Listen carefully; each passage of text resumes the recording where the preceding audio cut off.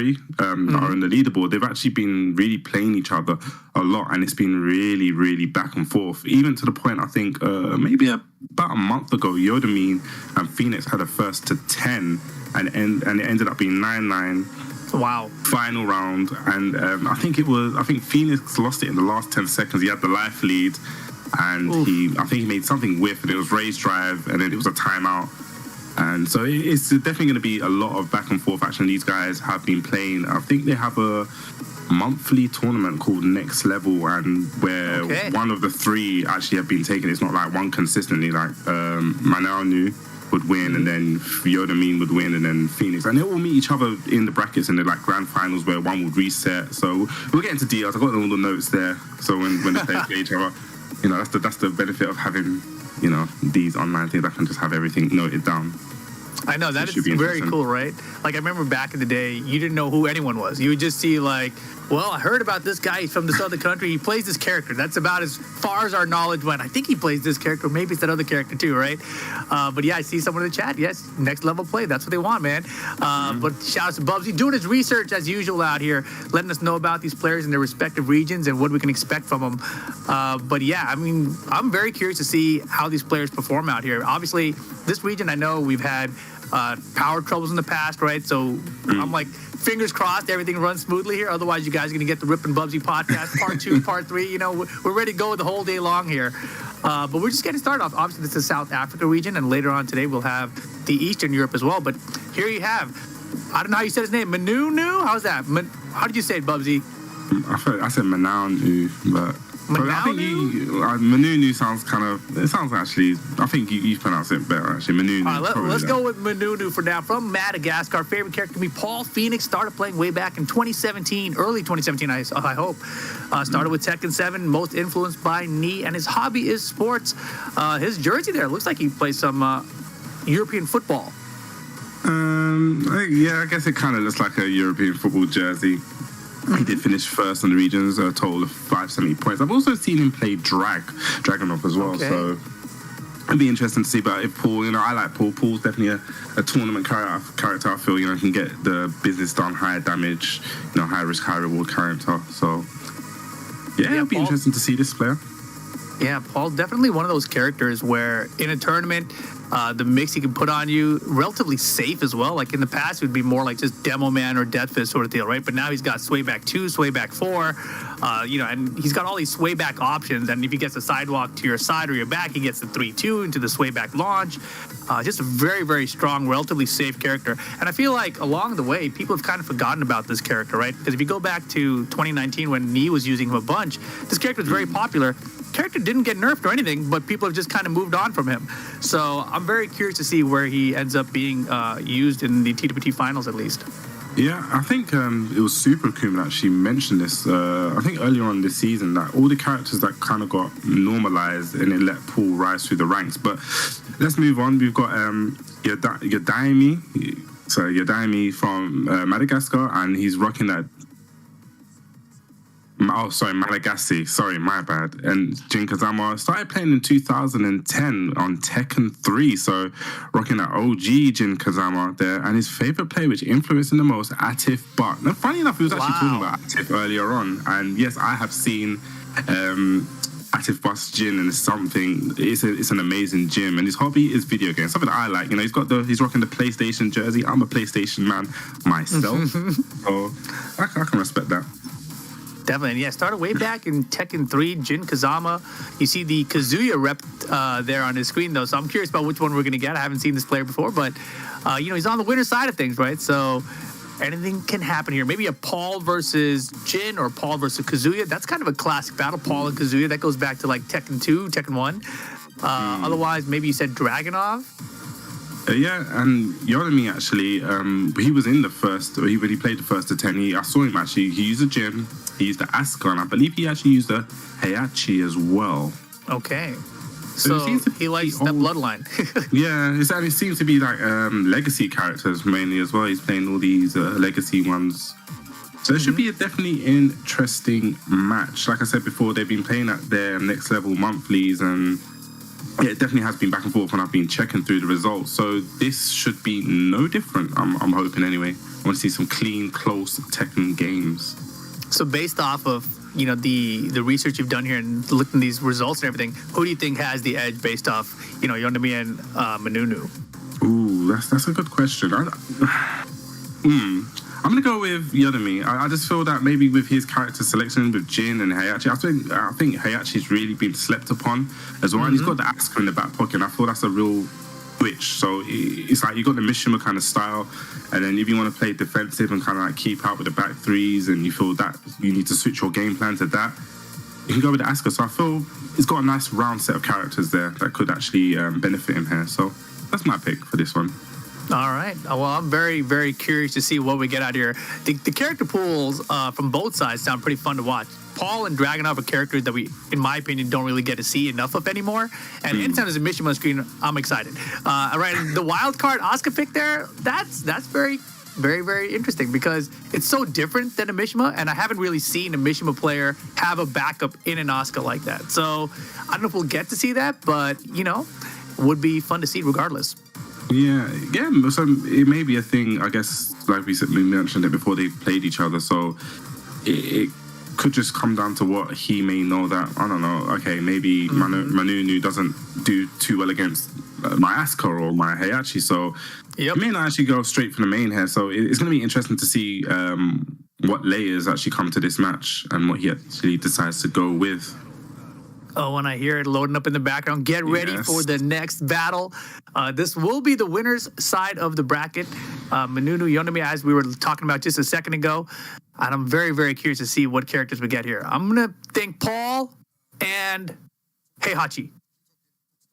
Oh, it's not actually the match. They're just getting ready for the next battle without us. Yeah.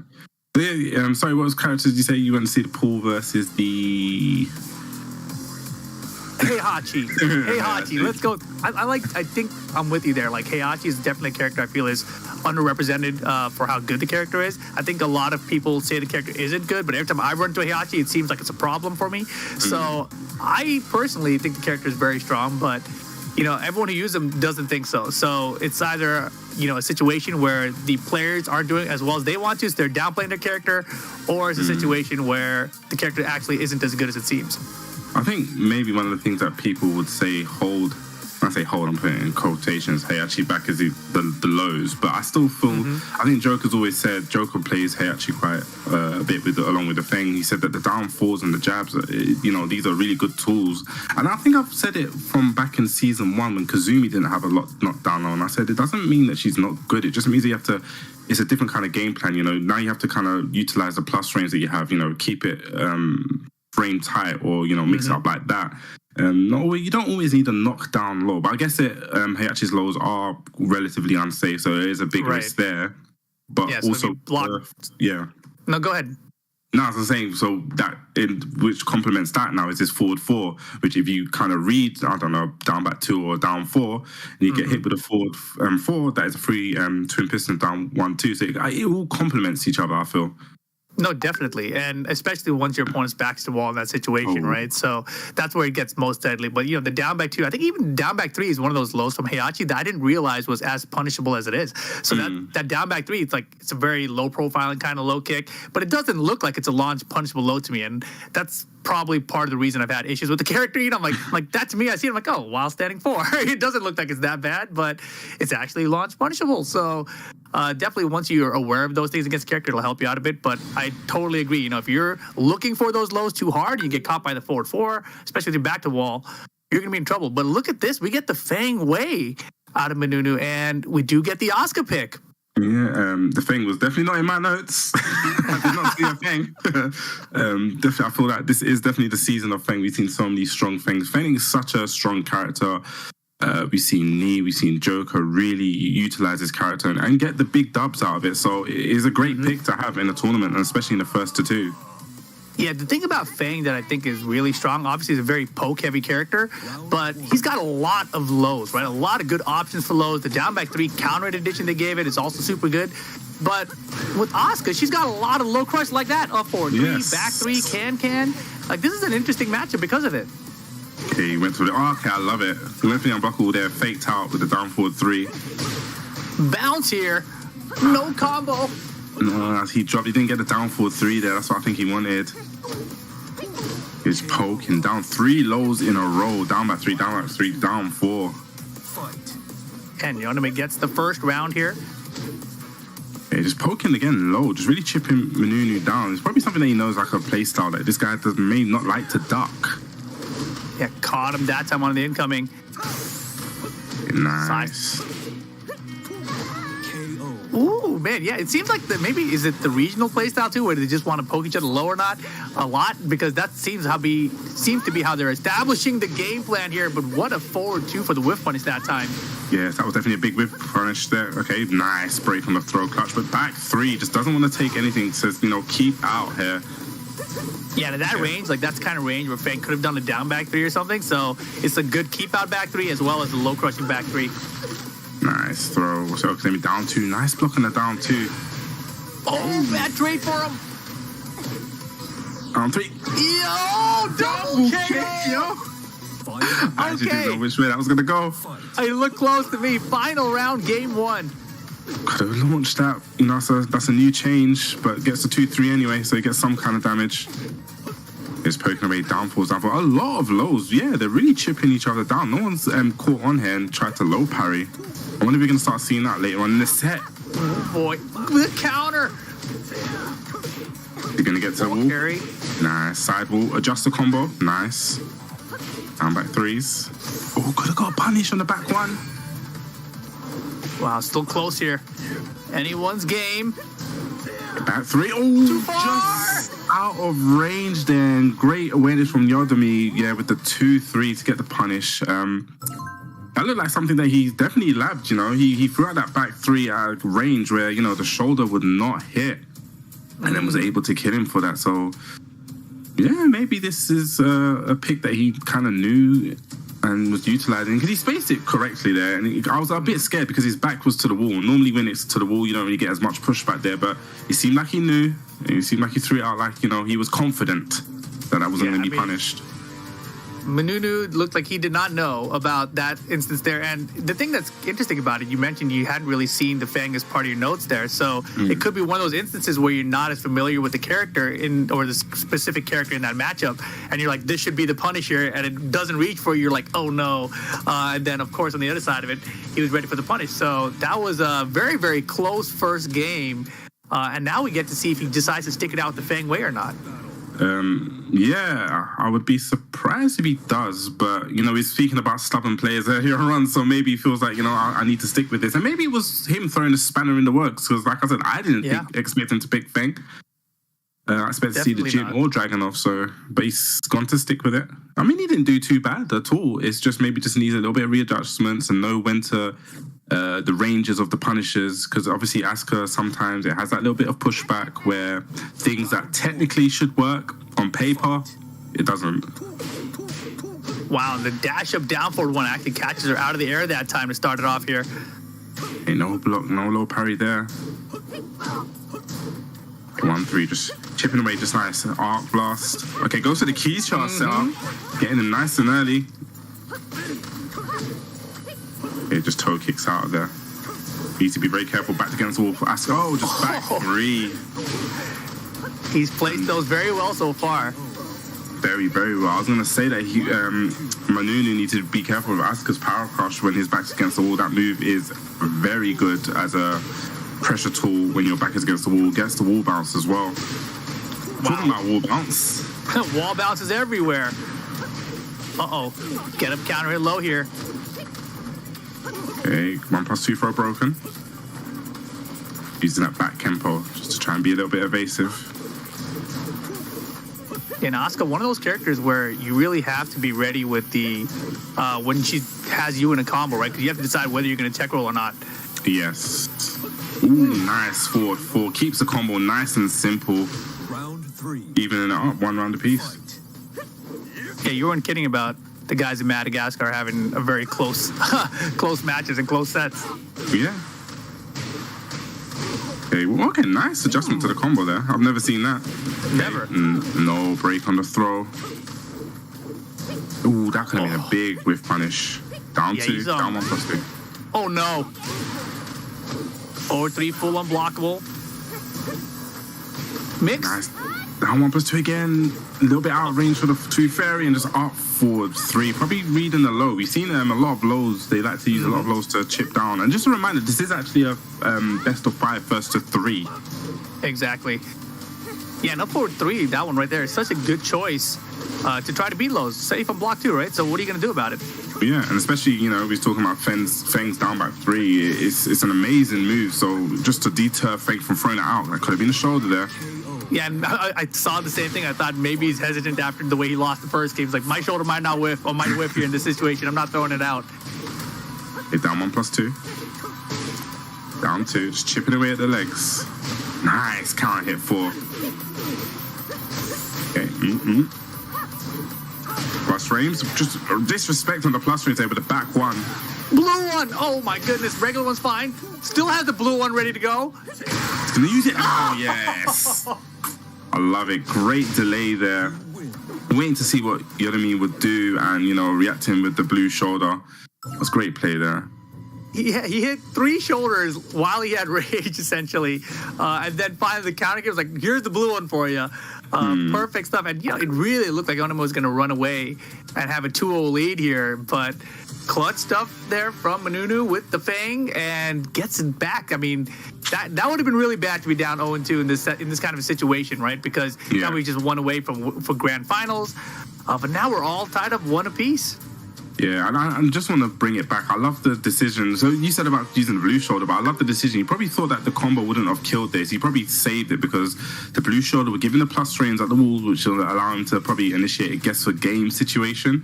So I love the awareness there of his option, his route that he chose there, and it paid off there. So one game apiece, sorry. Yeah, 1 game apiece, and the shoulder punishes were on point at the end. And I loved, I think it was round 4 where, he wasn't sure he was going to reach the get-up kick, so he kind of hit the brakes on it, it looked like. But those kind of situations obviously can be very costly if you miscalculate the range on it. So I do like that awareness, even if I'm giving him too much credit there, right? I'm going to say that, yeah, he was aware it might have whiffed and he was playing it safe, or he could have just been like, oh, damn, I should have did the shoulder. I don't know, but regardless, we're tied 1 apiece here. We're going to Mishima Dojo for game 3. Yes, both sticking with the same characters, and yeah, why not? Like I said, it's been really back and forth, so probably just minor adjustments that need to be made. It's not like one player's running away with it. Exactly. Let's see what happens here. And it did look to me like Yonomi was starting to run away with it, but Manunu held on there, stayed composed, and tied it up. Yes, nice chipping away, using that fish hook back 4 again. Uh-oh. Yeah. This is going to go to the wall. Yeah, we're going to get to the wall. Side wall spats. I love the adjustment on the combo. Yeah, little delays on things catching them. And yeah, I mean, it really seems like that first game was to pester each other with so many loads that both players start ducking in the rest of the set. And, that's obviously like a kind of a classic Tekken play style. But it's really interesting to see how much they did it, knowing that they do play each other quite a bit anyway. Yeah, and you're seeing there 3 back-to-back down back 3s. Like I said, probably setting them up and using those fish hooks. Great whiff punish. They're going to get the side wall. Oh, boy. Big block on the side step 4. Okay, gets a punish, but nice throw break. Yeah, okay, that has been one of the differences between these two is that Manunu has been going for a lot more throw attempts, right? He's landed a couple 1+2s. Oh, stays down for the rage drive. Didn't want to tech for the tech roll situation with the key charge and the blue shoulder closing out the round. Holy moly, what a crazy exchange. That was smart stuff from both sides, really. Yeah, I love it. Nice punish on the 2-3. Probably Feng's hop kicks not really got the range, so that was definitely the correct punish there. Ooh, went for a big low. Yeah, sometimes I gotta believe that's unintentional. Like something you just want the down 4, you hit the down back an accident. Yeah. Okay, plus we says yes, we talked about it before. Asuka's wall crush. Power crush is so good against the wall. What can Manunu do? Oh, he went for a side step 4. Scary situation, right? Like, at least you got the rage out of the way, but when your opponent still has a pixel, it's really risky. Even do something like a 1-3, which I can't believe is a 10-frame punish, by the way. Like, why did they give her that? That was the thing, right? Asuka didn't have a 10-frame punish before. It's not a good one. She just had the single jab. Is it? I think it's still like, is it 0 on hit? I don't know. I don't know the data on it. I just know that it's a natural combo now, and I'm still trying to block it. You know? You say that was a great whiff punish there from Yodamin to take it 2-1 with the Asuka Arc Blast there. Like you said, that was a great whiff punish. He sidestepped there and used it, great awareness to get the punish. This is very interesting because it is definitely very, very back and forth. You see great level of play from these guys. You see with the sidestep there to make Bang whiff. And you see them setting each other up with a lot of the lows. We saw it before, they're chipping down with a lot of down back threes, and it just seems like they're really coming into this match with a set game plan. You know, I'm going to attack the legs and make you want to duck, and then we're going to get hit with the biz. As you see, a lot of those art blasts are now starting to connect and hit. So it'll be interesting to see maybe he's going to change his timing up, or maybe try and attempt some low parries. I haven't actually seen a low parry yet. That's true, and I'm still wondering about this Fang Wei pick. Obviously, it's done well. The games have been close so far, but we were expecting other characters, right? We were thinking maybe Paul, maybe Dragunov. Yeah. So at this point, since it is a longer set, is this what you're waiting for? Like, I'm going to lose 2, and then for the final chance, I'm going to switch characters if it gets there. But I also feel like it's been very close. Like, the Fang can get it done, unless the other characters are actually way better. Who knows? But yeah, it could literally also just be a thing where maybe they've played and the pool and Dragunov just doesn't do well. And, you know, I actually had funny enough, I had a set with Ru Kang and I played Jack, but I can't play Jack against him and his playstyle. So I have to actually just play someone else. So it could actually even just be that, where it's just like, pool, it's not going to work here. So I need to try something else. Man, I really wish I had that ability. Like, I do play other characters, but whenever I'm in a tournament setting, I feel like I just have to stick with Law. I wish I could be like, I always lose to this guy, but let's try the Paul this time. Let's try the Elisa, you know? But I do feel like, actually, my Elisa catches players off guard like that. And sometimes I'll beat players with Elisa, and I'm like, is that just because they weren't expecting me to play the way I'm playing, or that I'm better with this character? It's so confusing. I hate being in that situation to even have to process that thought. Yeah, I actually remember your Law and Paul team, actually, from Tag 2. I remember seeing you play it. Yeah, a lot of Law and Paul, Forest Law and Elisa. I had a Kunimitsu and Elisa for a while, too. But, you know, that's the thing. I play with a lot of characters, but I don't take them seriously enough to, like, try to really test them in tournament. And, you know, that's why in this situation, when we see this Fang here, obviously it wasn't in your notes, but maybe it is something that they have played a lot, you know, outside of tournaments or something, and that's where the data comes from. I mean, when I think back to TWT finals in 2019, Chikrin and Ulsan were the finals there, and Chikrin brought out the Akuma, which we hadn't seen all year long in the TWT from him, but they played at home, and he was like, hey, I can beat this guy with Akuma. Let me just pick the Akuma here. And that's exactly what worked out for him. So it could be a player matchup just like that. What tournament was it? Was it Ulsan that actually played Super Akuma versus Akuma? Who actually done that again? That was Book, I think, at CEO. Oh yeah, it was Book. No, yeah, it was Book. That was crazy. The funny thing is, Book has been trying out the Akuma again. He actually in the Southeast Asia regionals that we just had, Book did not do well there with his Jin, and then he switched to Akuma in loser bracket because he lost Akuma on the winner bracket. It seemed like, and it didn't help him out there either. So, you know, that's the thing. Sometimes you pick a character and it works for you and you start like gaining this confidence in that character, but other people are also more prepared against it, right? It just kind of worked out in that one instance for you. It's hard. It's really hard to know what the right answer is in terms of character choice for a tournament set.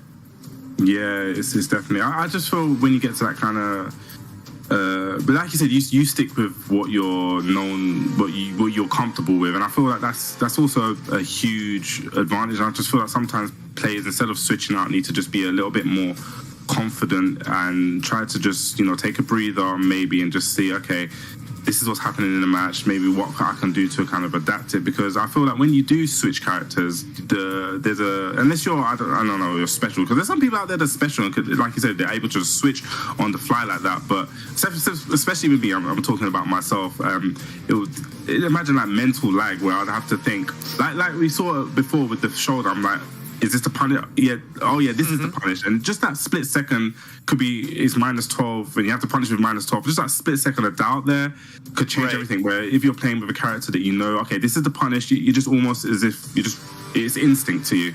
So there's that kind of level to it. So it'll be interesting to see if he does stick, or what he's actually going to go for. If he's going to stick with the Fang, or are we going to see maybe just him trusting in his main characters, for example. Exactly. Like, for me, I think part of the reason I've always liked sticking with one character in tournament is that it helps me adjust, right? It's like my focus becomes, what do I have to change? What can I adjust in my game plan, right? So I have these years of experience built up where if I tried something and I know it didn't work, now I know what I should try afterwards. And when I switch characters, I feel like all that just went out the window. It's just kind of like, well, let's try a whole new game plan and hope that this new game plan works better than the last game plan did, which, it's a different way of approaching tournament level gameplay. And I feel like because of Knee, specifically in Tekken 7's lifespan, we've seen so many players try to emulate that success with multiple characters thing.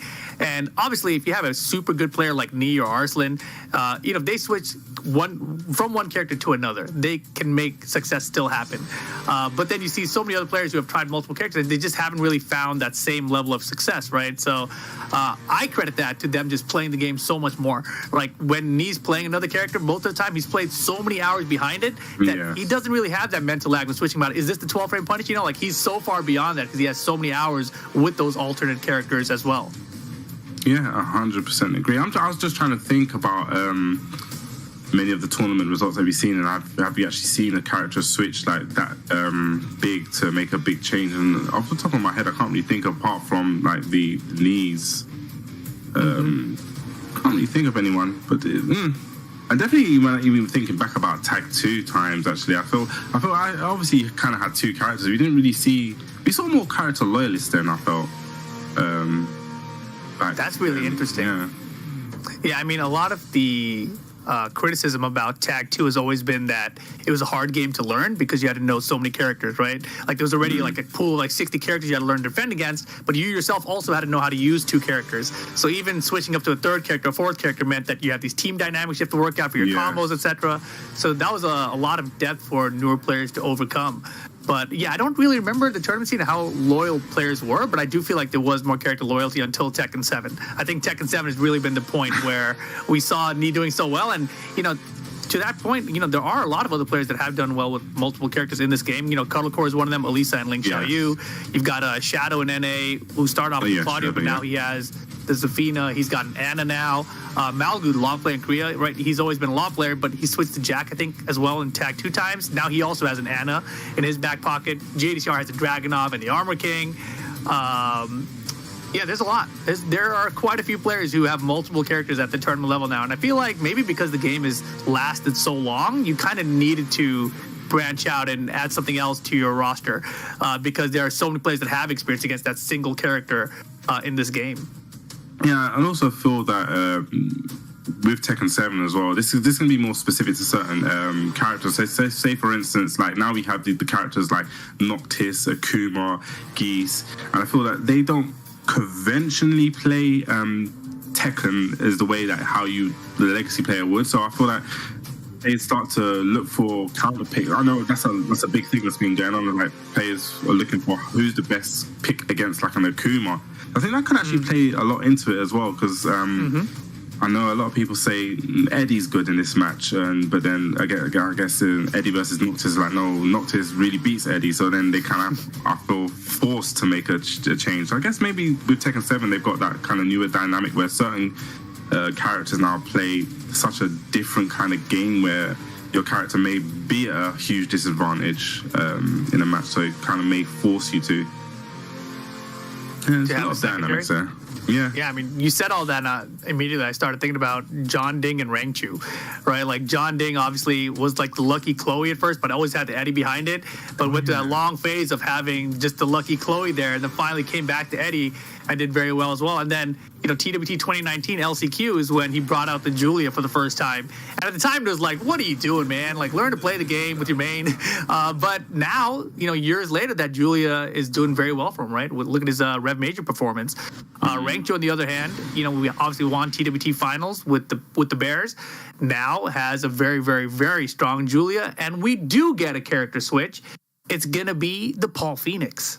Yes, this is what we were probably expecting. This is definitely what we were expecting. I shouldn't even probably. So this should be interesting. Going back to a character that he is comfortable with. So let's see how we can make changes in this match. He hasn't been doing too bad with the Feng, but this is something that he's more comfortable with. So let's see how he makes these adjustments. Yeah, score right now 2-1 for the Asuka. Let's see if they can close out the set. Wow, empty jump into the crouch dash 3+4. Okay, I like it. Nice. Sway back 2, but doesn't get the combo. As you can see, it looks a lot more comfortable here. Just as I said, against Art Blast, sidewall spike. Managed to get the tailspin off it as well. The counter and chicken. The counter to the counter. The counter to the counter. Very nice. First round, though. Manunu with the Phoenix. Yes. And it's also showing that Yodomi is definitely very, very comfortable as well, was ready to actually chicken the parry. So he was definitely, this must be a situation that's happened before to be that ready for that. It's so crazy to see an Asuka player have a chicken ready. It's like, usually they're the ones who are getting chicken, for their counters. You're going to get a punish, 1, 2. Shipping down. I wonder when you're going to start seeing the heavy risks, high risks. Okay, nice. Doesn't opt to go for the rage drive there. Could have spent it. Now he spends it here. Guaranteed. The 1-3. Yeah, it's just not ready for that. I feel like we try. If I'm Yonomi, I try to close the set with 1-1 now. It's like, you got to go for that Asuka 10-frame mix. Yeah, Asuka does have a lot of those kind of like tricky strings to end rounds with, and some of them they look very similar. Oh my goodness! Relentless down 1+2. I remember there was an argument in Europe: is that seeable to see or not to see? Doesn't like Manu seeing it. I actually don't. Well, what do you think? You think it's seeable or no? I'm old. I can't see anything. So. Yeah, exactly. That's why I ask people now. You tell me the answer. Trying to fish for those back threes, trying to catch Manunu coming in. Okay, sway back 4. Again, that's a big whiff. He needs to be careful where he places those. He doesn't want to whiff them like that. Okay, like this, just keep each other in check with those mids. I'm sure we're going to start seeing lows now and opening up. Okay, down 1, just pop. Trying to close out here. I like the back 3 attempts. They've been working out. It's pretty good keep out for Yonomi. And right now, sitting on set point. That was a crazy sway back. It worked out. But back to the down 1+2. And then, yes, I love it. So he done so many down 1+2s there that, Manunu just really thought that it was going to happen again. And, great read to just know and just go in, run and dash up Arc Blast. And, yeah, it was great mix. Got caught in the schmicks, definitely. Exactly. And I did really like the Paul Phoenix there. I wish we had seen it earlier. Obviously, there was a lot of player information that they had on each other with that matchup. We saw it with the chicken and the counter to it, with the counter and the chicken that came from it. So I can see why he maybe didn't want to bring out the Paul. The Fang was doing well as well. Very, very close matchup regardless there. But, congratulations. Yonomi going to be moving on to the grand finals. One set away now from getting to the TWT finals in Amsterdam. Definitely very strong player. And that was my pick as well. I had to, had to throw that out there. Nailed it. Got it. Yonomi into the grand finals. Manunu, though, not out of it just yet. You see him moving on down to that loser's final, where he is going to be waiting for the winner of our loser's semifinal, which is going to be Callum Bukes versus Phoenix. And I see Phoenix got that EXE in front of his name, right? And I do believe we had an EXE player already qualify, although I can't tell you what region it was. I forgot. Yeah, I've actually been seeing it was unknown.exe. Yeah, I think it was North Africa. I believe it was North Africa. I'm feeling like that. It's very likely. It's very likely, I think. But yeah, one set down, guys, in our top 4 here. TWT South African region for 2022. We got a couple more matches. Callum Bukes, he has a little bit of experience, right, being on this kind of a stage, having the spotlight on him in these online tournaments. We saw him do very well last time as well. I think he got second place. You were mentioning, Bugsy? Yeah, got second place. obviously second place here, though, it's good, but it's not where you want to be, right? This event, first place is the one that's going to TWT final. So Callum, starting off on the loser side of things here, has a chance to still get there, but gonna have to make it through every single player in this bracket. Yeah, and he actually is a Eddie main, so it's going to be interesting to see. We're going to go to Phoenix first, but Phoenix with the Ling Xiaoyu started playing since 2000, so that is. Wow, it's crazy to think that's such a long time ago, but it seems like yesterday to me. 2000, started on Tekken 3. Yored is his most influential player, and his hobby is drawing, which is very interesting, actually. I wish I could draw. I really do wish I could draw. I've been thinking about it a lot lately, dude. I was like, dude, there's so many cool art programs, whether it's on like your phone or your tablet or on PC, etc. now. So like if you know how to draw, there's just so much stuff you can create. But yeah, he got third overall for the region, 470 points there. And it's going to be the Ling Xiaoyu, huh? I like that there's not a potential for another character. What do you think? Was there another character in his pocket? King and Lei was what I had in mind. Okay, wow. That's very, very different. But here we have Callum Bukes from Cape Town, South Africa. Eddie Gordo, going to be the main, as you mentioned, started playing in 2018. 18 years. He started playing 18 years after him. Isn't that wild? Yes. Started way back in Tekken 7. Most influenced by Spiro Jin out of Long Island, New York. Crazy. And his hobby is trail running. Oh, man, this should be good. Eddie Gordo versus either Ling, King, or Lei, you said. Lei. That is a crazy good roster. And it's funny because we actually did have some Lei/Ling players way back in the day. Tekken 3 and Tekken 4 times. That's when I felt like I saw a few players. If they had a Lei, they also had a Ling. There's something about that pairing of characters where it just attracted the same type of player. Yeah, I think the most famous one, when I say famous, is that moment with P Ling in Tekken Tag 2 when he started doing those kind of the synergy that those two had. And I think was it the back the throw, and they could get like a death combo. It looked like when I think Lei was in Rage. I wouldn't be surprised if that was the case, you know. Yeah, I'm sure I've seen like a death combo. Like I'm sure you could switch it out, and then Lei came in with the 4-3-2 string and into launch. I'm sure I've seen it in the back. That sounds disgusting and sounds like Tekken Tag 2 to me. You know. Yes. But it's going to be very interesting because if you do get the Ling and Eddie match, that's going to be a very specific character matchup. I'm sure we're going to see a lot of things that we're going to learn a lot of things because I feel like those are two very tricky characters in their own respects. You know, Eddie with the spaghetti legs, he's good at spacing, wants to keep use the backdash, use the space. But Ling is such a tricky. I want to say it again, tricky character to fight against. He is very evasive. I feel like I was very lucky in that my region, we had a lot of Ling Xiaoyu players. So, like, I kind of know a lot of when the tricks are going to happen. And that obviously helps a ton in that matchup, right? But if you don't know where the tricks are coming, you are in for a world of pain. And obviously, the Art of Phoenix stance, she's got that AOP.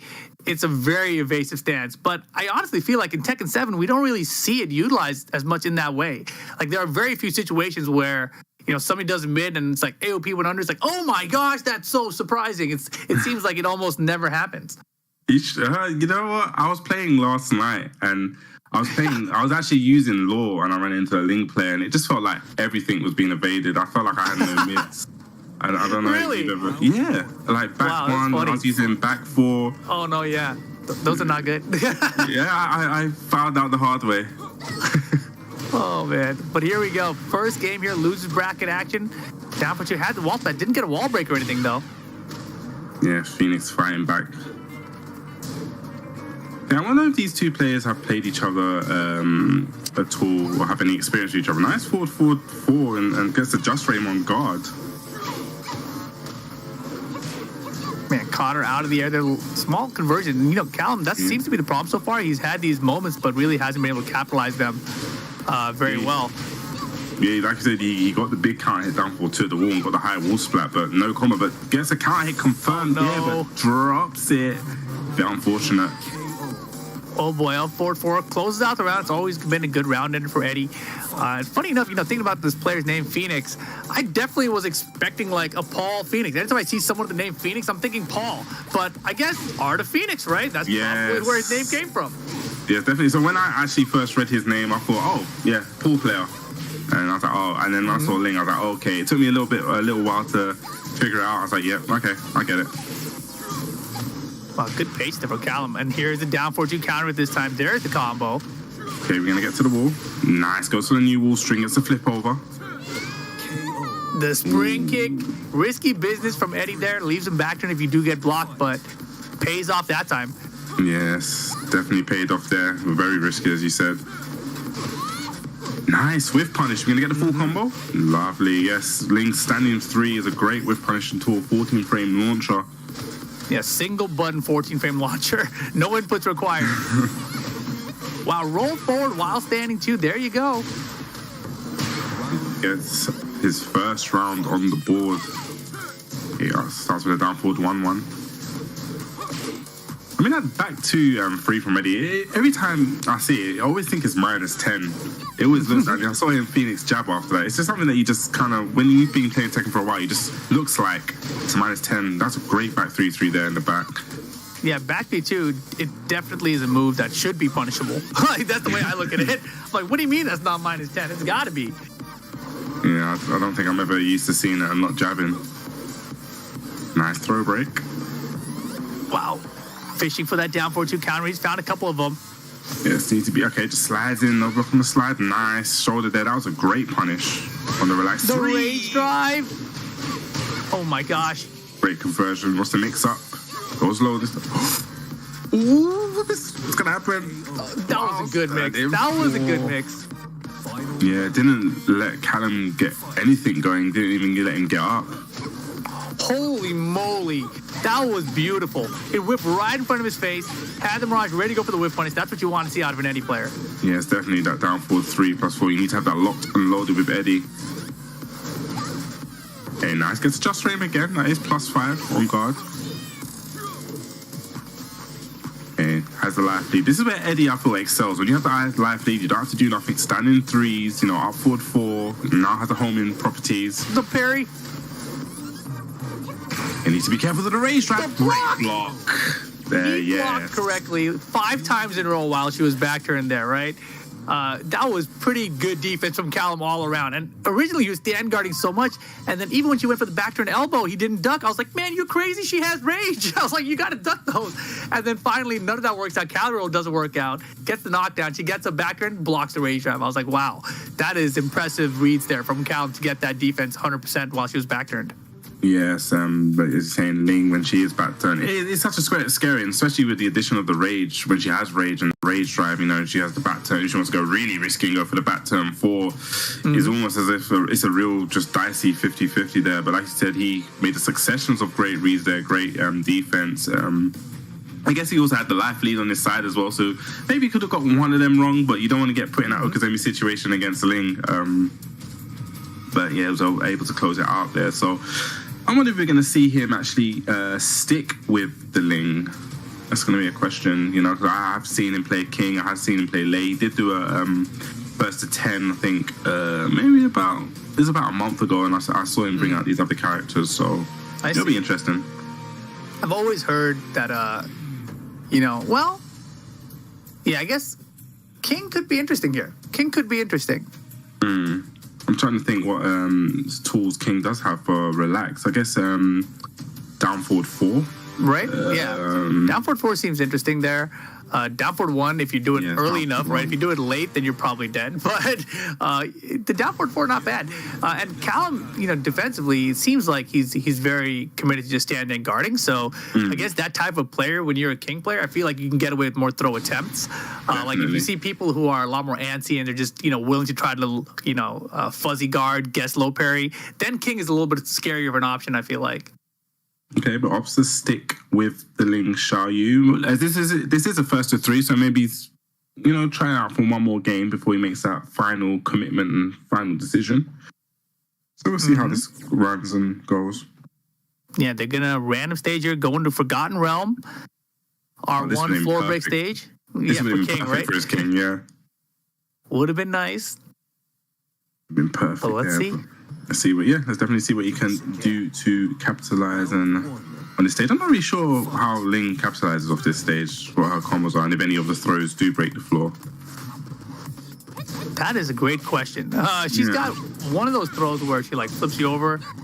Oh yeah, it's so like maybe a judo that one. throw. Yeah. Yeah, exactly. Maybe that one. Okay, going downstairs. Yes. Nice conversion. I like the patience there. Just, was backdashing to try and bait out or get up 3 or get up 4, and they would have probably reacted there with the down 3+4. Hit up forward 4. Oof. Okay. Wild Stand 2 cast him on counter as he came up. Okay, going downstairs. Get a floor break. Yes. X marks the spot. Into key charge. What? Was not Was that ready. supposed to work? I'm gonna say yes because he done it so confidently. Right? Yeah. I wonder if it's Eddie's stance, how he's farther back, if that makes it not hit there. Yeah, so funny enough, I can't remember who I was talking to at UFA. They were saying that in certain situations, if Eddie actually just stands still and doesn't hold back, he actually evades certain mix-ups. So that actually could have been one where he could have not just pressed a button and just his natural, I guess, idle stance. Yeah. Could be. That was very curious because you're right. Phoenix went into that with full confidence. I got the counter right here. Here's a shoulder, and then just whiffed. Ooh, talking about whiffs, that was 2 big whiffs in succession. They're trying to whiff punish his launch, but it was a bit unfortunate there, a little bit out of range. Hop and throw. Damn, nice, just fame. Whiff for the side step. 3 there. We're going to go downstairs. Nice. Going to get the tailspin now. I forgot that tailspin, but didn't dash up enough for the down 2, but gets count hit. Round 3. On wake up there. Callum Bukes looking very comfortable here. Yeah, he's played this matchup a bunch, it seems. Yeah. Oh, man. Okay, gets the flow. Yeah, backdashing away from that spring kick there. Obviously, he floated there with the jabs, but he was far enough away. He might have just waited long enough and down for T+4 there. Yeah, that's one thing I've noticed from him. He kind of threatens it. He dashes up, then kind of backdashes on Phoenix's wake up. Mm-hmm. The AOP going underneath, showing that evasiveness. Again, go for the AOP low. Oh, no. Needed to do probably a while standing 3 there. That looked like the correct option. In the back, that's going to be the round. Yeah, Cali roll there, whiffing Phoenix. A little desperate with those Cali rolls. None of them have hit so far, and Callum's had the correct punishes on all of them so far. So probably not a great option, but I think Phoenix just kind of hoping man, I need one of these right now. I'm thinking if you're Ling Xiaoyu and you're in this situation, what are your best tools that you want to try to land on Eddie here? It's kind of hard, man. What are your best approach tools, even if he's just going to backdash away from you? Yeah, maybe is it the run in 3 maybe? But I guess if he reads it goes into relax.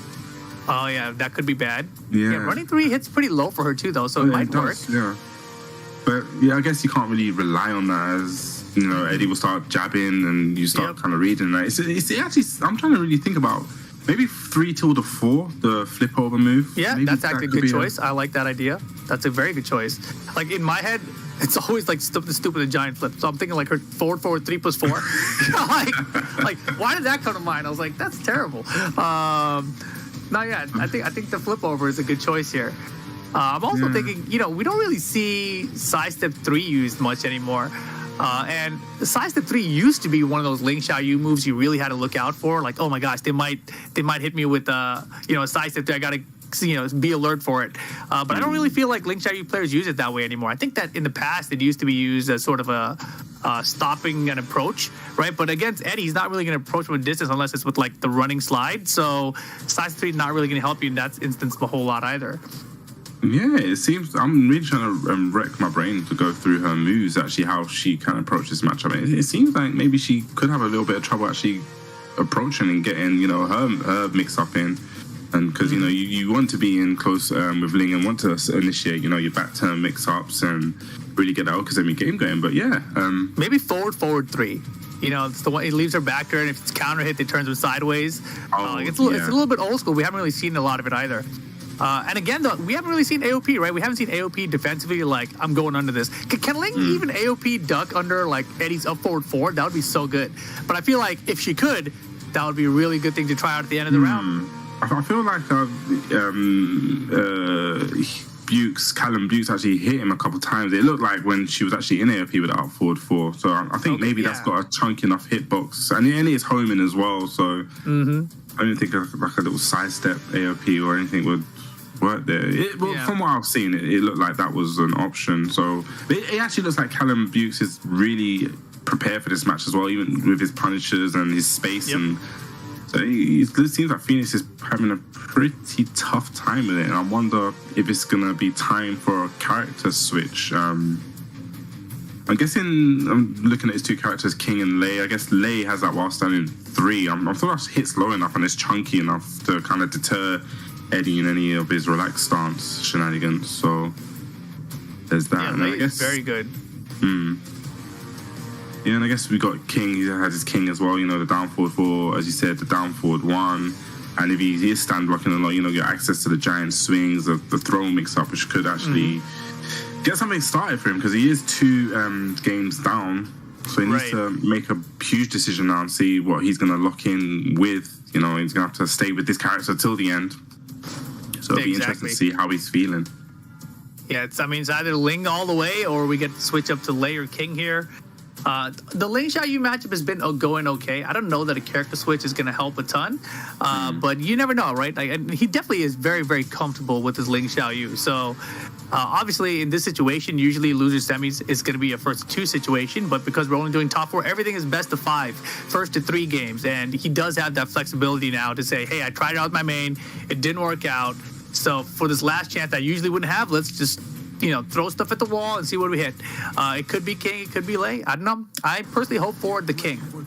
The King. Well, I guess we're going to see. We're getting ready for the next battle. I guess if he didn't opt to go for a character change, maybe he could have gone for a stage like a Sook, just to be very close. Okay, yeah. So he's stuck with the Ling. Hammerhead. He's actually chosen Hammerhead this time. Yeah, and Hammerhead stays similar to Sook in terms of shape, right? It's just that it's going to be a little bit different in terms of the angle that you start at with it, which throws everything out of whack. Yeah. Definitely wants to try and keep close to Eddie. Doesn't want Eddie to backdash and get away.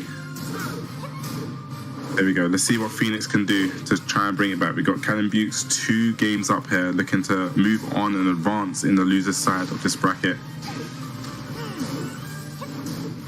Okay, now doesn't get a Oh my gosh. Okay. Finally, California roll pays off. Okay, nice. I love that pushing Eddie towards the wall, try and lock him down there. Eddie's not really known for sidestepping out. He's in that backdash. Man, AOP pressure coming out now. There it is. Yes. I love that now. So it seems just locking him down in the corner of the wall, and it seems like this is where Callum Bukes is struggling. You've seen a lot of the AOP things evading and actually getting those wall splats. That was crazy, because Callum was staying duck in his face for multiple times. That Phoenix acted steps like, oh gosh, do I need to duck? Is he gonna do a low, full crouch low? And then he got impatient, ran into a down forward 2 from Callum. Yeah, that was very unfortunate on the punish on the down forward 3+4 there. He went for the standing forward. It just seems like it's a little bit out of range. Seems like a range thing there. Maybe it doesn't actually work. Finds a raise drive. Wow, spins away from the wall. I like the combo. Yes. To be careful of his rate. Okay, nice block on the raise drive. Nice punish. Wow. That is -12 or -13, I believe. One of the 2. Callum's still alive though. Needs to be very careful. Doesn't want to whiff, but lets the full string go. Whiff the string from a distance. Probably tries to whiff punish it. Yeah. Yeah. That catches people. You try to whiff punish it and just get hit by the full counter hit in the middle of the string. Okay, seems like Phoenix now getting something started, and this is what I want to see. Phoenix locking down Eddie at the wall. This is where he seems to be getting the much success from. Yeah, that was a big whiff, but no capitalization there. Yeah, man, Phoenix has turned things around completely right here. Yeah, sitting on a perfect at the minute. Yeah, he's really slowed things down here. That little low is not going to matter too badly. Yeah, forward. Oh, that was a big whiff from the toe kick. Could have been the rage drive there. 15 seconds left. Okay, rage drive. Oh, boy. Yo, Callum's not done yet. 10 seconds. There you go. Phoenix on the board, 3 rounds straight. I was getting a bit scared of that. At the end of that, it looked like volatile Tekken 7 was about to happen. It looked like he was just gonna steamroll and take that round, but just getting up with the wake up 4 there, able to close it out, and that definitely looked a lot more comfortable there. It seems like this is the one big thing about Tekken 7 now is the stage picks. Often really seemed to change a match. And it seemed like, locking Eddie down, especially at the wall when he had him in the corner there, it really seemed like that's where he was getting his most success from. And then, panic, making Eddie panic, making Callum panic, pressing those buttons and using the AOP to actually go and start beginning those evasive tactics that we know Ling Xiaoyu is very known for.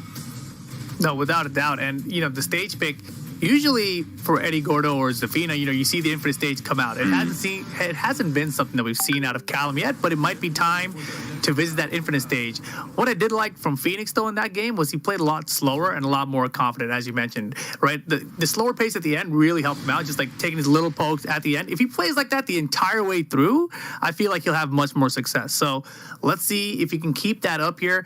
Callum opts not to go for an Infinite Stage, wants Brimstone and Fire instead. Sometimes on certain players, they just like music and just like the feel and the vibes of the stage. So maybe, that could just help them be comfortable. Maybe they know the distances to the walls as well. They got specific combos. Could be a thing. They launch their character at the beginning of the round. It's an easy combo to the wall, get things started. Nice, uses that relaxed stance. Oh boy, the back 1+2 and scoops her up out of the get-up kick. Nice block. Beautiful. Hey, went for a little mix-up there, but didn't hit Callum. I like the patience there. Yeah, I was going to say, even though Phoenix is behind, you have to stay patient. And he's got caught by so many times, running with down for 2, but here we go. Cali roll, rage, walls too close. Double rage. Yeah, spends his rage. Goes to the relax 4. I was very risky because he's actually been punishing the relax 4. Big win. Wow. Was that back 2 that got AOP'd under? Yeah. Oh, man. All right, Phoenix. Definitely has the momentum now, looking a lot stronger. Okay, while standing 4. And these forward rolls from Phoenix are scary. Yeah, and again, the up 4 does look like it hits the AOP and punish on the spring kick there, whiffed. He's got to stop doing the spring kicks. They're getting him destroyed against Callum. Yeah, he's been very patient on Phoenix's wake up, just dashing in and then back dashing out, just using that movement as some sort of aggression tool. Yeah, and as a risk reward, it's not even very beneficial for Ling, right? It's not like she's going to get a full launcher or something off the spring kick that he's getting so punished for. But here we go, 10 seconds with rage. Can we find something? You got 10 seconds, need a rage art at this point. Not going to get it. There's the back 2 this time. And it's funny that he went for the back 2 immediately again, right? He just got AOP'd under it before. He's like, I'm going to try it again to end the round. Okay, just poking him down, up forward 4. Okay. Nice block on the sidestep 4, the second hit. You can actually block the second hit if people don't know that. Showing that he's very ready. That's something you have to be very ready for. Yeah, Phoenix looking a lot better after the game 3. Ooh, the back 4 there, caught around the Cali roll. You see, he's been getting hit a bit by the Cali roll, so. It's funny because earlier I was talking about how it's not really working for him, but now he's got 2 of them to land. Nice pick up there. We're gonna go to the wall, side wall spot though. Love the adjustment. Round 4. Phoenix with the lead again here in game 4, looking to maybe send it to the final game.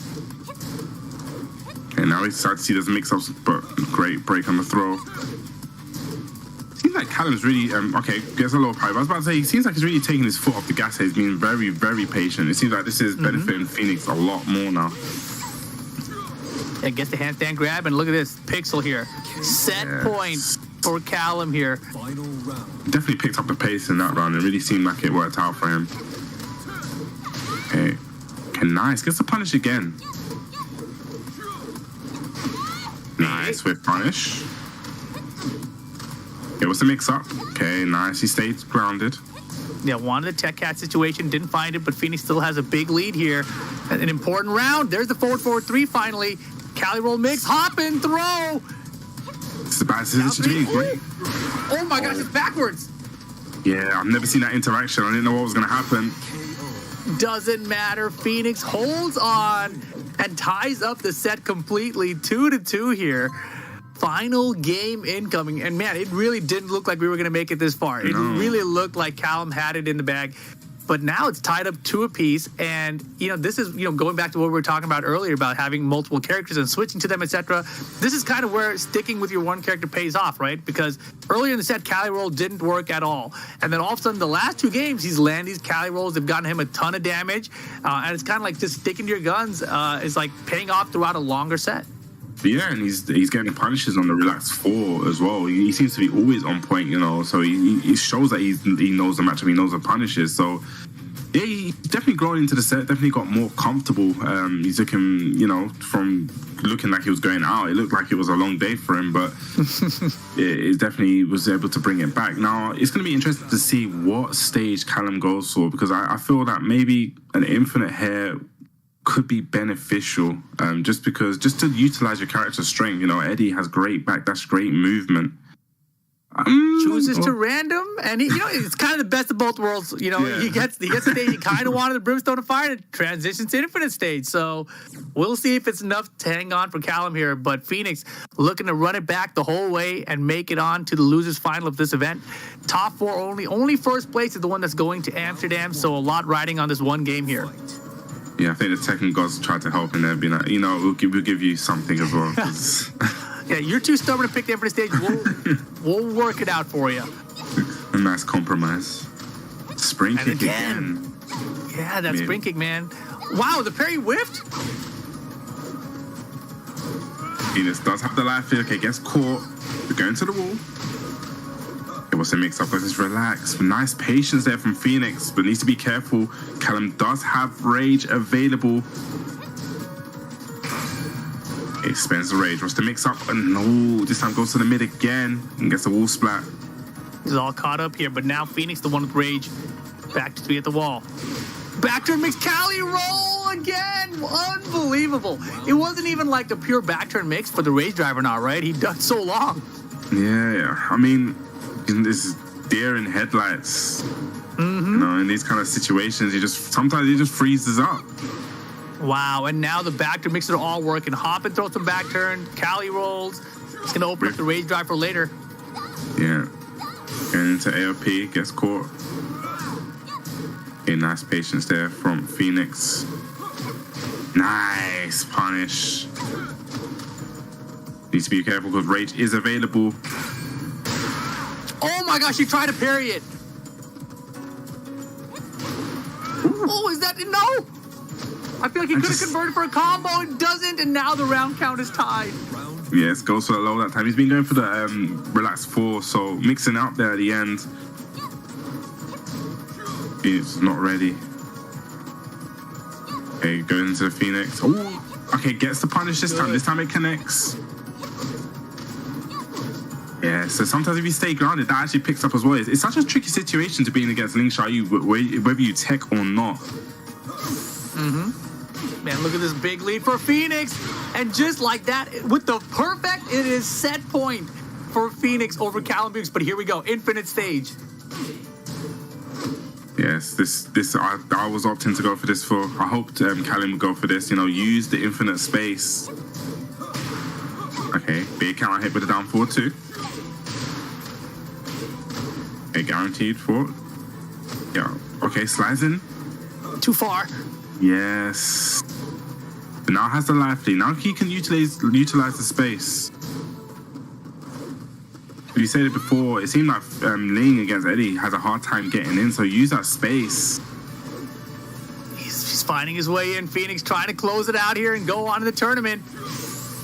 Okay. Oh my gosh, the blocks! Rage drive only first hit on the ground. Mix got him!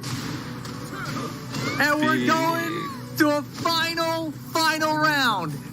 Callum and Phoenix. The big risk at the end paid off. I know we haven't seen it hit the entire set, and finally at the end. Yeah, nice pickup. Gonna get the tailspin. Okay, what's the mix up? Okay. Hey, trying to get something started. Big whiff on the out forward 4. Oh my gosh, almost got Cali rolled. Yes, that's been a game changer of this match, a Cali roll. Okay, what's the mix up? Goes into back turn. Float conversion here, not a ton of damage, but it's going to add up. It must have mixed up here. I went for the forward, went to end it nice and early. 20 seconds. Life bar is about even.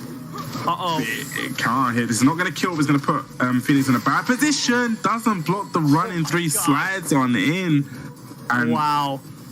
That was definitely down to the wire there. I couldn't call it at the end, but unfortunately for Phoenix, bowing out literally last hit. And it's kind of reminiscent of the first to 10 he had as well, where it was literally the last hit. I know. I was just thinking, the light at the end of the tunnel. It was a bit blinding. It was very, very well played, though, by Phoenix there, right? I think we all counted him out after the first two games and the way they went down, but he brought it all the way back there, had the lead even in that final game. Unfortunately for him, though, Callum able to hold on, closes it out at the end, and that means that Phoenix goes out at fourth and Callum moves on to our losers final. Yes, so we're going to have Manunu versus Callum, and then the winner of that will move on to the grand finals. As we said it before, only one can make it through to TWT Amsterdam's global finals, which is happening and taking place on the 4th and 5th of February next year. So all to play to. So actually talking about regional finals, we're going to talk about something in your region, Rip. Yes, we got December 11th at the Catwalk in Los Angeles. This is where the top 8 players from North America's region are going to be battling it out for their ticket to Amsterdam for the global finals, of course. So tickets are going to be available now, actually, and I've seen it online where you can actually get like a bunch of little swag stuff with it as well. So you get like a Tekken towel, you get some stickers, you have to get like a Lucky Chloe air freshener. Exactly. A Lucky Chloe air freshener. I don't know what it smells like. I'm not actually going to make that event, so somebody hang on to one of those for me so I can grab one of those, Let me get one of those Lucky Chloe air fresheners and a towel. I want the towel more than anything, to be honest. But yeah, that's coming up, guys. December 11th at the Catwalk in Los Angeles. Yeah, it's definitely going to be looking forward to that. I think two from your region also make it out, right? Yes, exactly. Yes, so that'll be interesting. But before we even get that far, we got to deal with the South African region first. But before we move on to the losers final match, we're going to take a quick break, guys. So don't go anywhere. Just get a glass of water or something. And when we return, we're going to bring you more of the TWT regional finals from South Africa.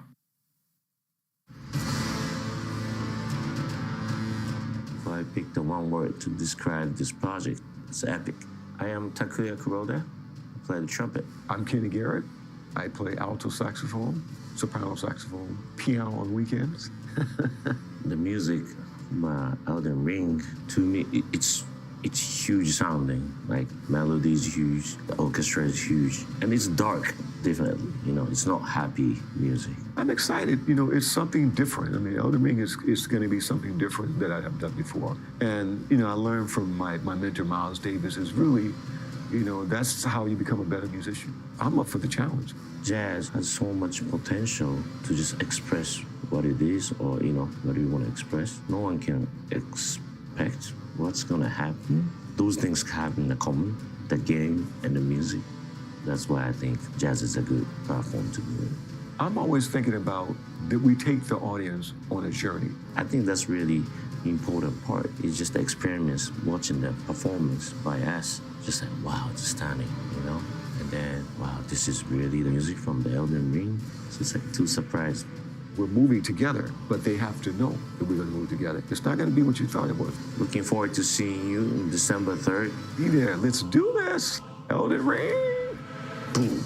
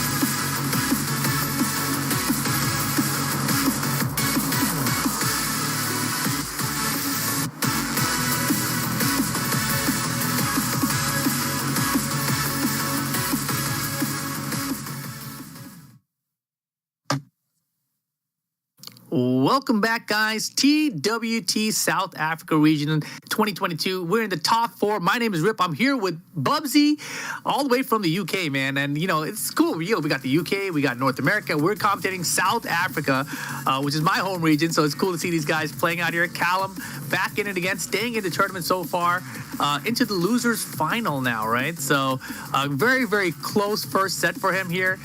His Eddie held on against Phoenix's Ling Xiaoyu, and now he gets it tested up here against Manunu in the losers final.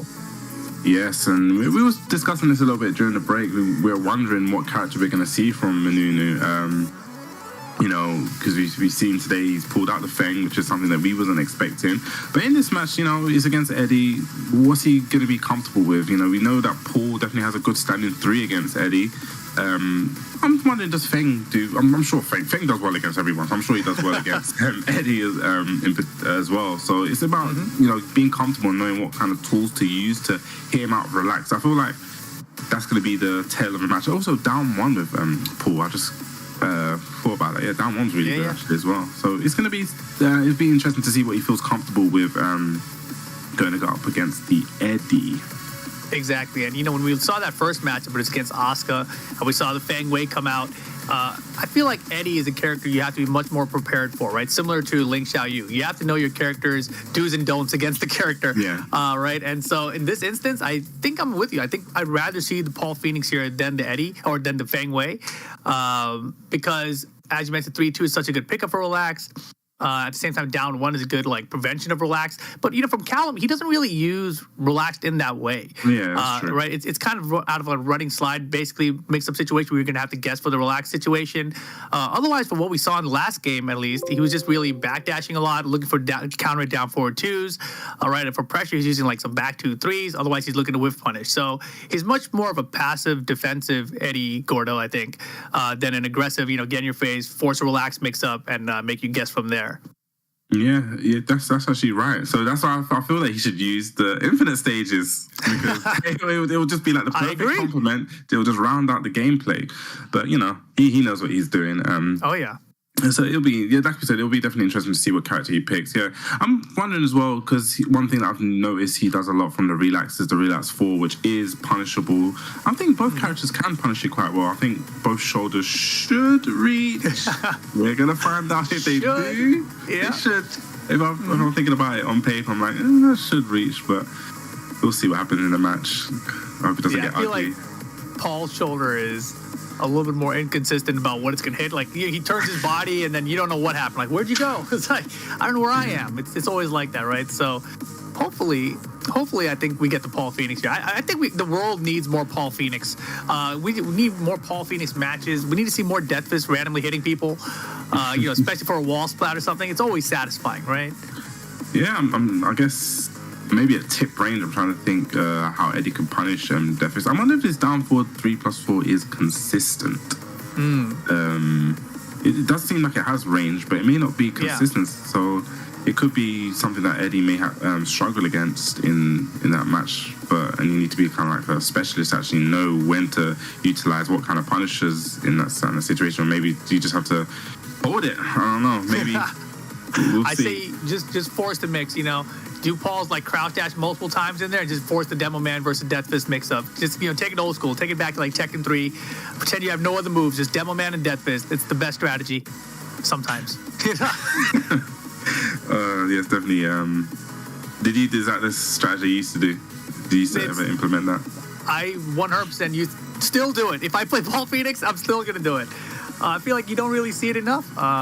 It's the beauty of Paul Phoenix. We just enforcing this fear into your opponent that you're going to hit him with a Demo Man or Death Fist. So they don't want to do anything, but they know they have to duck, and so you just watch them freak out defensively, moving up and down for their ducks. And if they don't, you're like, all right, well, good luck blocking this Demo Man. You know, it's fantastic. And the thing is, he also has options. You mentioned this earlier on, where he doesn't even have to go for the high risk. You know, with the sway back 2, that move is such a good mid. You know, if you're not feeling too confident that Death is going to hit, you know, sway back 2, and even if your opponent is against the wall as well, it is low risk, such a high reward in mid, and he's got the sway back threes as well. So you know, you can really test the waters and see what your opponent's will do. If he's gonna duck here, if he's gonna stand and guard, and you use that to kind of gauge. Okay, I kind of got a mix on his. I got a read on his defense, and then I'm gonna put this mix. I'm gonna start going for these high read, high risk reward options. So we'll see. Yeah, it's kind of crazy how safe they've made Paul in this game now.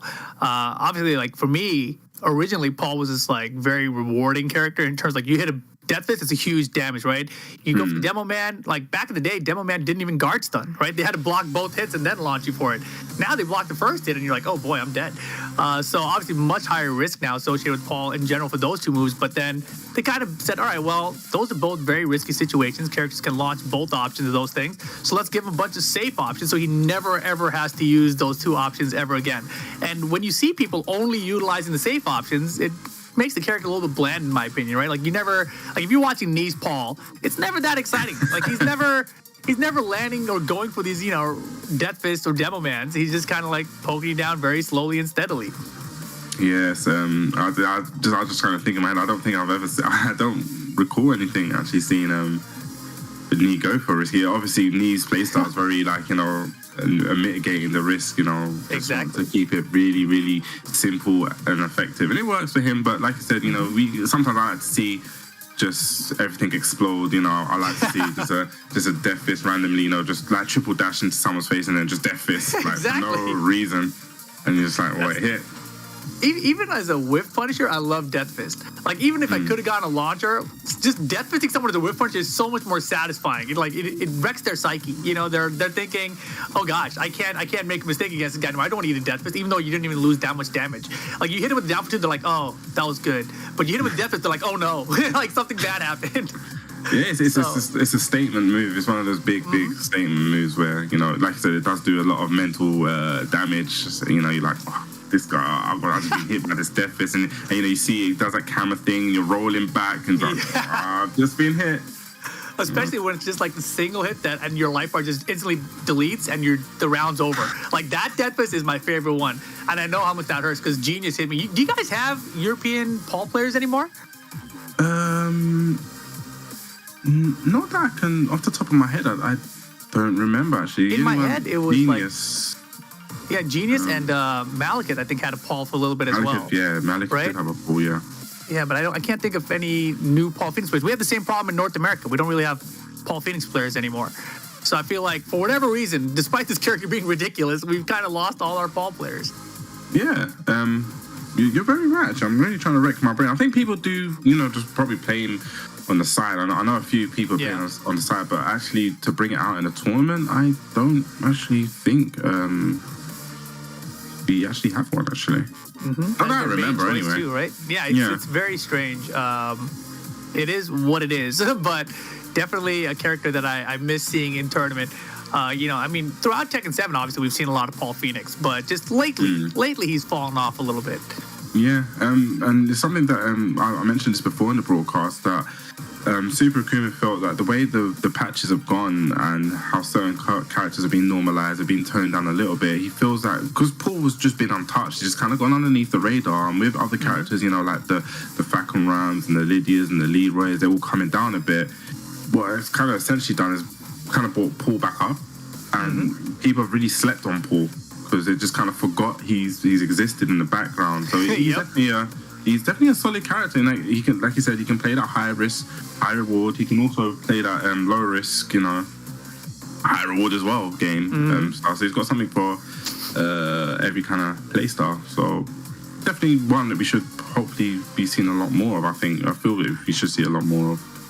Yeah, I'm really, really curious. Like if, right? Because this is not guaranteed yet. If we get Knee and Arslan Ash in the TWD finals in Amsterdam, I'm really curious what characters we're going to see out of them, because although they've been, qualifying with these other characters throughout the year, I have a feeling that it's not going to be the characters we see in a few months, because the thing is, everyone's going to be qualified by the second week of December, and then we have like a whole month and a half where no one's doing anything, right? It's just this break period before the finals where I feel like people will build up other characters and, the game will still be played. There'll still be, things happening here and there. But generally, January every year is kind of a slow period for tournaments.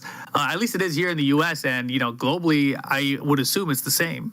I think we may, in January, we may have our EU Cup finals. So that's new, right?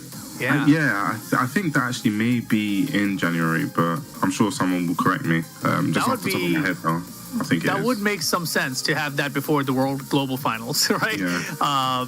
But definitely that would be interesting to see as well. I'm very curious to see what happens with that EU Cup.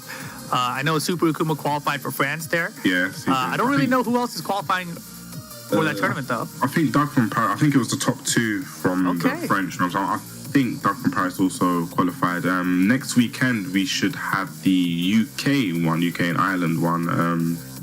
I think Joker, Hossein, Aya Ritchie, Fergus, and forgive me for forgetting the others. But I know those 4 are definitely going to be there and going to be fighting it out. So it's going to be interesting. It's going to be a great event. I'm sure social media will tell you the links and everywhere where to follow and actually watch that. That should be next week, Sunday. I should hopefully be going down there. It's going to be at the Red Bull Gaming.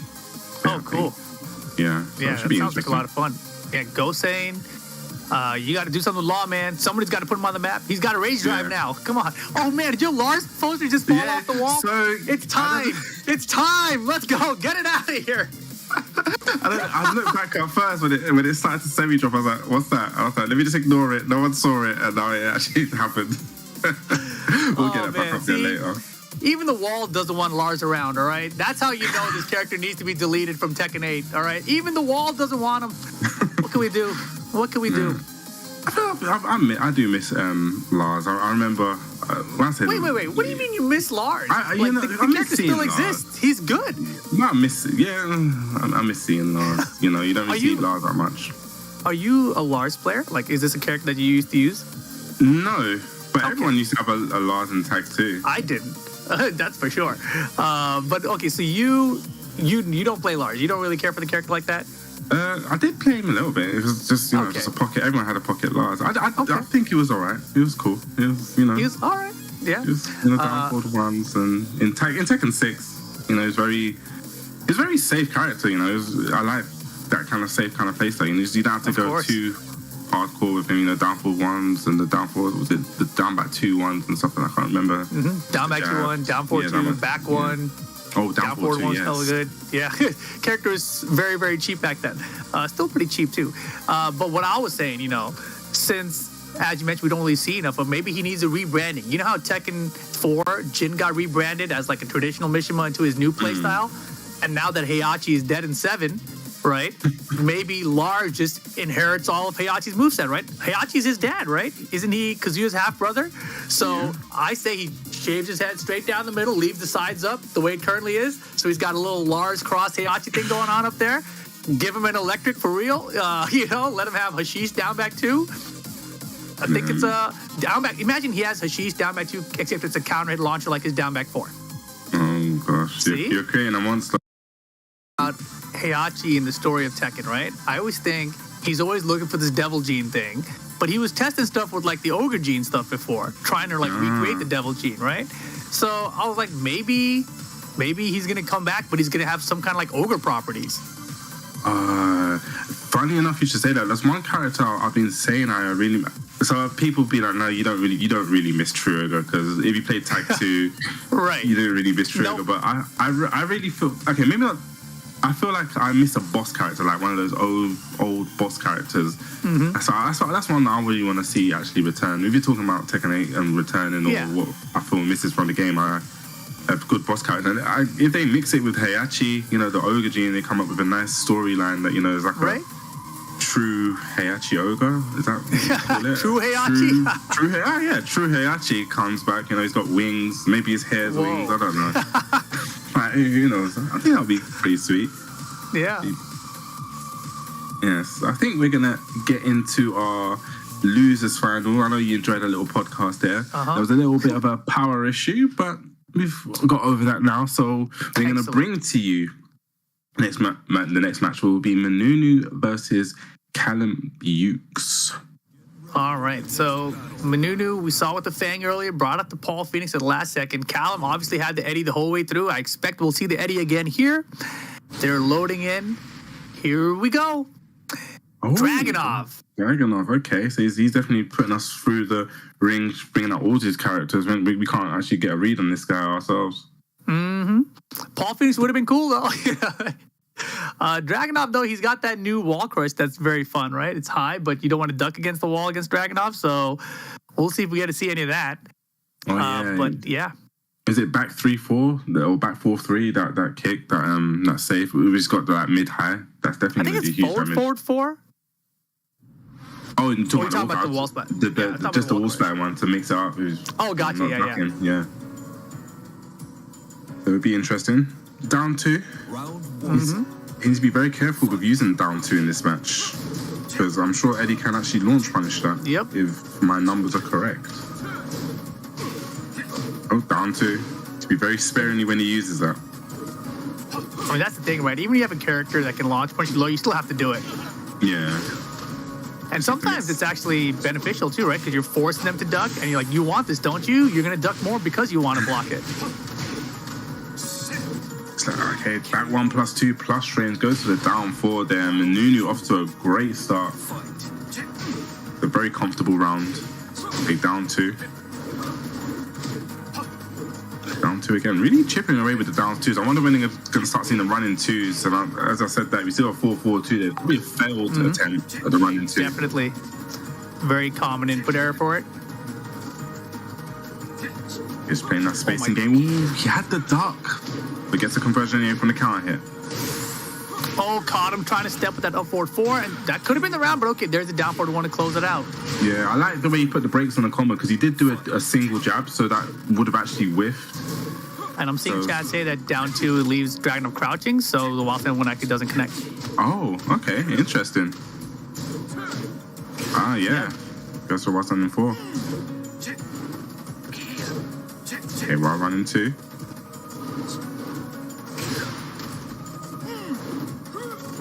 I love the patience there, knowing that Eddie does have a power crush option there, so didn't want to press. I love that patience there. Round 4. A solid start from Manunu so far. He uses that back. Okay, just playing that spacing game, just dash up in his face, nice break on the throw. Yeah, I feel like Callum uses Eddie's down forward 2 more than any player I know, actually. Yeah. Not that I'm saying that it's bad. It's just it's interesting for part of his play style. He's really fishing for the counter hits. Nice low power. Talking about fishing, he was fishing for that low, waiting. So I guess if Eddie can't while starting to launch that, then I guess the low power is the second best option. Oh, for sure. Well, that was a big whiff. You know, honestly, though, it didn't look like a range where anything was going to whiff, so I don't fault Callum for not whiff punishing there. Final round, game 1, though. It is one of those situations where you expect it to be blocked, and then it's just like, oh, hold on. What just happened there? Okay, just chipping lows. Okay, wild running 2. Okay, spacing out again, he's threatening. Okay, sidestep 4. When you get out to that range of Dragunov, you kind of threaten for the wild running 2s. It's probably like, and Eddie's not really one that's going to be stepping that at all. Wow, dude, that was a big whiff. He needs to be capitalizing on these whiffs. You know, Eddie with the down. Say rodeo throw with rage, such a good choice here. Rage drive spent, doesn't matter. Puts him in the blender, and there you go. Callum getting the first game. And man, it didn't look that way at first, right? It was 2 rounds up for Manunu to start it off. But Callum brings it back and gets game 1. You know, Callum, we said it before, Callum finished second last year, so definitely wants to take it one further. You know, wants to better himself this year, and there's a lot on the line now to make it to the Amsterdam final. So, you know, definitely, you know, he's got a little task ahead of him fighting through the losers bracket. Exactly, and you know, this of course only the losers final. So if he loses here, he's third. So even just to do as good as he did, he still has to win this one, which is obviously not going to be easy to do here. Manunu definitely has some Eddie experience here. We saw the Dragunov pick, which looked a little questionable at first, considering what we were talking about with Paul versus Eddie in the matchup at least. But the Dragunov actually looked pretty decent there, and he looked warmed up with it as well. We did not see a running two at all, though, across an entire game, which is always a little concerning, I feel like, when you're seeing a Dragunov player who doesn't use a running two at all for an entire game. So we'll see. Maybe just warming it up. Maybe by this game, the Dragunov will be good to go.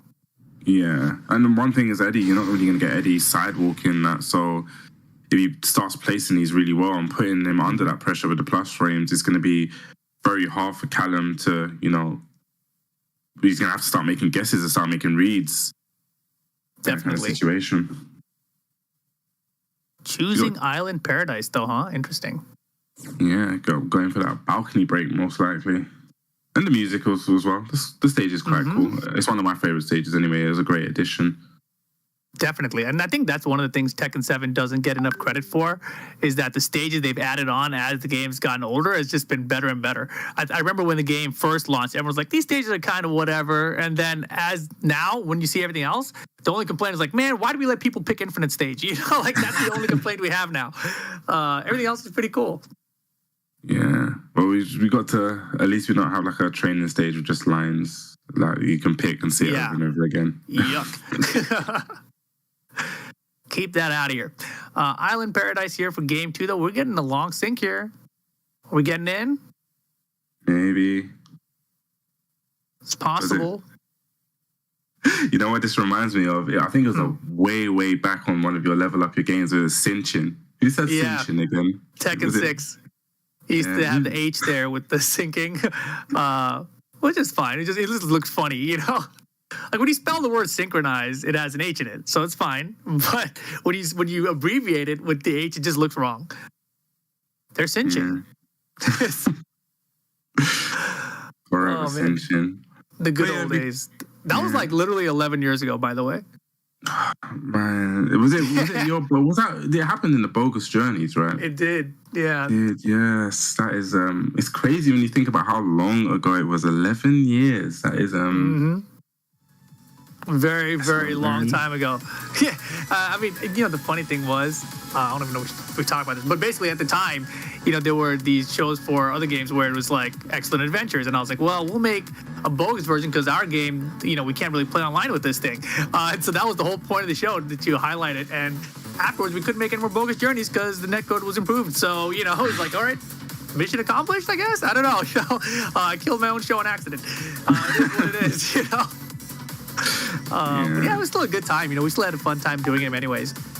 Yeah, I remember watching a lot of obviously your content actually coming through. You actually had the character breakdown. That came in. Did you do character breakdowns in Tekken 6 as well? 6, we did. We started off with.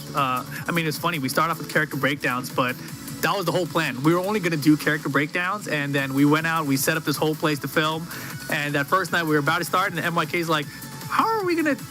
explain what a back roll is, and people don't even know how to back roll. I was like, oh no, we have to do an entire system tutorial. And so that same night, we just wrote down a piece of paper all the things we had to talk about, and then we just did it. There was no further planning than that. We just did it, and as soon as it came out, people loved it because there was nothing that existed like that before. Yeah. And then after that, we started the character breakdowns, and in Tag 2, we did a ton of them. We just did a crazy amount. You didn't finish them in Tag 2 though, did you? No. You came down to the last single-digit characters, I remember. Yeah, there's a playlist somewhere on YouTube that has all of them in there, and by the end of it, we were so burned out of it that we were just doing 3 to 4 hour tutorials. I got Just Frame James on there to do Yoshimitsu, and we literally spent 4 hours talking about all his stances and everything he can do. I had speed kicks on there for Horong, and we just spent I think 3 hours talking about that character and all the flamingo options, and it was very comprehensive for the time. And I hope it helped somebody, because my brain, it's all that stuff just came in one ear and out the other. It's too much information to digest all at once unless you're really a main of that character. But that was the point, right? To help people learn the characters and learn to play them. Yeah, no, even just from a standpoint of my point of view, it was very interesting to actually just even read about the characters. And even though I didn't play that character, it's okay, let me see what their key moves are, let me see what their stances are, let me see what their options are. And I feel that's a great way to even start learning. It helped me learn how to fight maybe against another character that maybe, for example, you'll never see me playing Lily, but at least I could watch this and be like, okay, I know what to look out for, what her strengths are, what her weaknesses are, and then adapt my game around that. So I'm sure it helped many people around the globe. Actually, it's very global.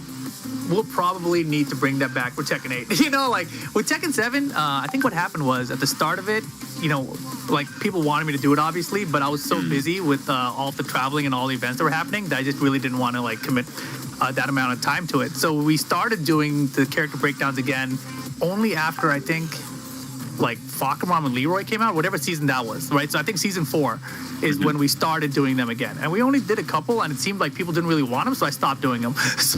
But afterwards I looked at the view count, and the view counts were way higher than I thought. So I was like, oh, I guess we should have kept on going. So lesson learned, Tekken 8 will do them again, basically, is where I'm at currently.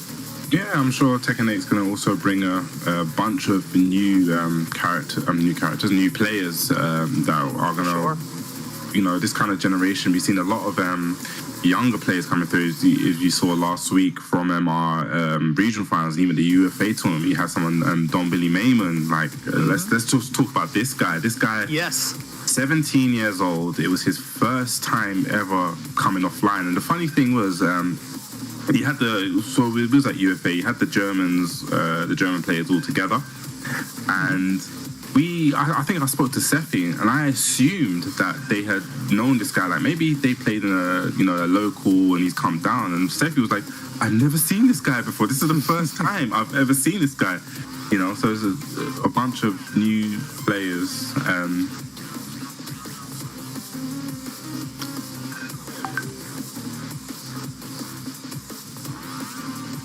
All right, Chad. Well, we just got word in our ears, all right? So, Bubsy, you want to do the honors here?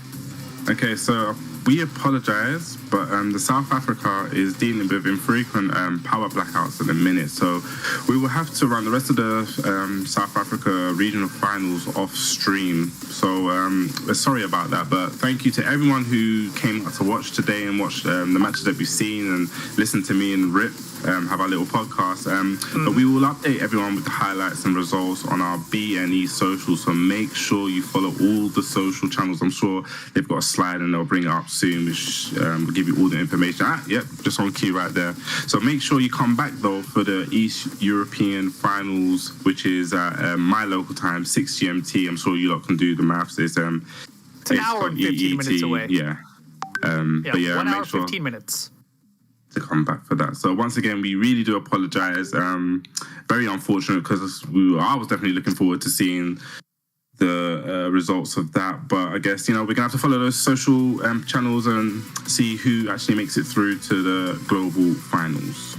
Exactly. So, shout outs to Callum Buggs, Manunu, and Yoname. They're still the 3 players that remain in this tournament. But it is what it is, guys. We got to take a bit of a break. That will do it for us here with the South African regional finals. But as we did mention earlier, we will be back later today, 1 hour, 15 minutes away. We're going to have the East European regional finals. That's going to be at 10 a.m. Pacific, if you guys know that time zone. But yeah, stay tuned, guys. That does it for us. We'll catch you guys back here in a little bit. Peace.